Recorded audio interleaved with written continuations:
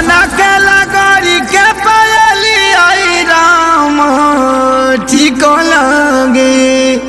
अरे ई का हो रउआ तो बोली मत हमरा से। तो अरे तुम मुँह कालत कर बाड़ू। रउआ बात मत करी हमरा से, कोनो मतलब बा हमरा से? रउआ तो अपने धुन में रहे के बा हमरा से। अरे बतिया का भल में बताइबे कि बेलमुंड बिगड़बे हमार ना मनबे। बताओ का भइल बा।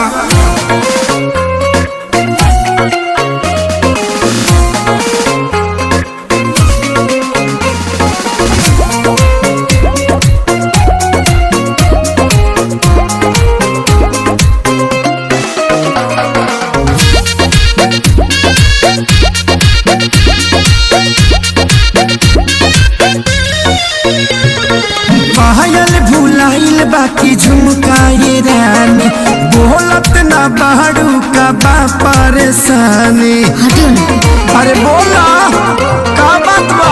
हटियो। पायल भुलाइल बाकी झुमकाए रानी बोलत ना बाड़ू का बाटे परेशानी।